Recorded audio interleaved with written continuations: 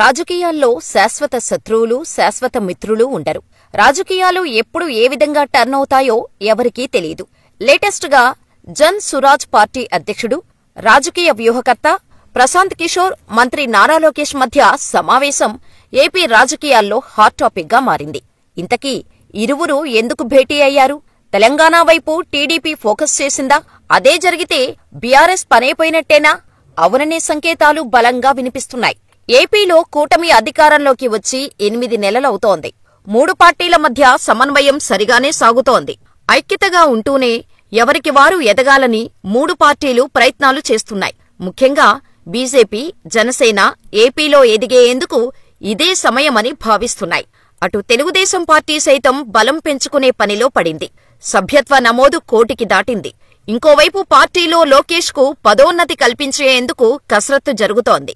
Party working ప్రెసిడెంట్తో పాటు party అధ్యక్ష పదవి ఇచ్చేందుకు చంద్రబాబు కసరత్తు చేస్తున్నారని ప్రచారం నడుస్తోంది. సరిగ్గా ఇటువంటి సమయంలోనే మంత్రి లోకేష్ ఢిల్లీ పర్యటనకు వెళ్లడం ప్రాధాన్యత సంతరించుకుంది. ఆయన వరుసగా కేంద్ర మంత్రులను కలుస్తున్నారు. మరోవైపు రాజకీయ వ్యూహకర్త ప్రశాంత్ కిషోర్తో లోకేష్ సమావేశం కావటం ఇంకా ప్రాధాన్యత సంతరించుకుంది. అయితే ఈ ఎన్నికలకు ముందు తెలుగుదేశం పార్టీకి అనుకూలంగా ప్రకటనలు చేశారు ప్రశాంత్ కిషోర్. ఎన్నికలకు నెలల ముందు ఆయన నేరుగా అమరావతికి వచ్చారు. చంద్రబాబుతో సమావేశమయ్యారు. కీలకమైన సూచనలు చేశారు. అయితే అంతకంటే 6 నెలల ముందే ప్రశాంత్ కిషోర్ టీం ఏపీలో రంగంలోకి దిగినట్టు తెలుస్తోంది.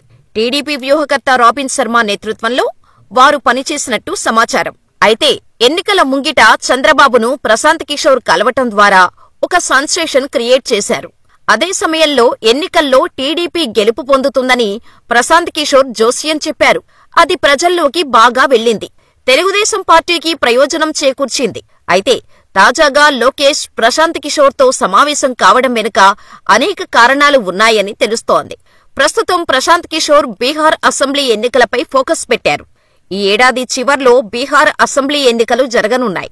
అయితే ఏపీలో గత 8 నెలల్లో నెలకొన్న రాజకీయ పరిణామాలు, కూటమి ప్రభుత్వ పాలనపై ప్రశాంత్ కిషోర్ ఒక రిపోర్టు లోకేష్కు ఇచ్చినట్టు తెలుస్తోంది.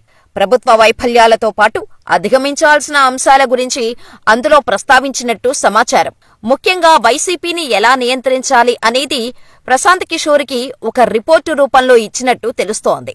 పూర్వాశ్రమంలో వైసీపీకి ప్రశాంత్ కిషోర్ పనిచేశారు. అందుకే ఆ పార్టీకి ఉన్న బలం, ప్లస్సులు, మైనస్లు ప్రశాంత్ కిషోర్కు తెలుసు. అందుకే ఒక నివేదిక రూపంలో లోకేష్కు ఇచ్చినట్టు తెలుస్తోంది. వైసీపీకి ఛాన్స్ ఇస్తే జగన్ దూకుడుగా ముందుకు వెళ్తారని, అందుకే ఏమాత్రం అవకాశం ఇవ్వకూడదని ప్రశాంత్ కిషోర్ లోకేష్కు సూచించినట్టు సమాచారం. కూటమి ప్రభుత్వంపై వ్యతిరేకత ప్రారంభమైందని, దానిని ప్రారంభంలోనే నియంత్రించాలని ప్రశాంత్ కిషోర్ లోకేష్కు సూచించినట్టు తెలుస్తోంది. ముఖ్యంగా సంక్షేమ పథకాల అమలుపై ఫోకస్ చేయాలని, ఎన్నికల్లో ఇచ్చిన ప్రధాన హామీలను అమలు చేసి చూపించాలని ప్రశాంత్ కిషోర్ తన అభిప్రాయాన్ని వ్యక్తం చేసినట్టు తెలుస్తోంది. అలాగే వైసీపీని ఎలా నియంత్రించవచ్చో కూడా వివరించినట్టు సమాచారం. అయితే బీహార్ అసెంబ్లీ ఎన్నికలకు ఇంకా సమయం ఉంది. ఎలక్షన్ ఫండింగ్ కోసమే లోకేష్ను ప్రశాంత్ కిషోర్ కలిసినట్టు ఒక ప్రచారం ఉంది. అయితే ఇది ఉభయ కుశలోపరి సమావేశమని రాజకీయ వర్గాల్లో చర్చ నడుస్తోంది.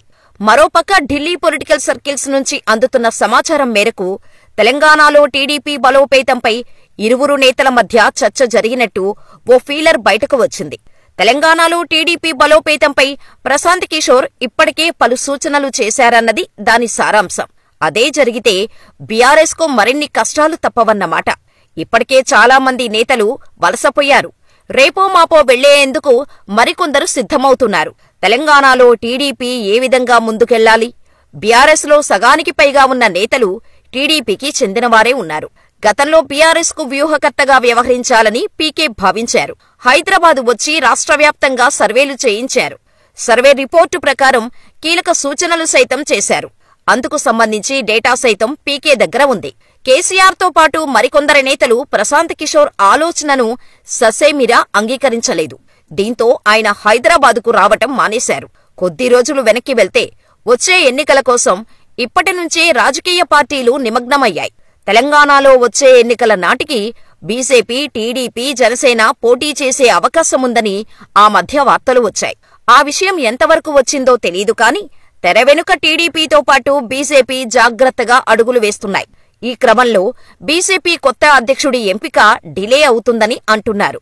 3 పార్టీలకు ఆమోదమైన నాయకుణ్ణి నియమించాలన్నది బీజేపీ ఆలోచనగా కొందరు చెబుతున్నారు.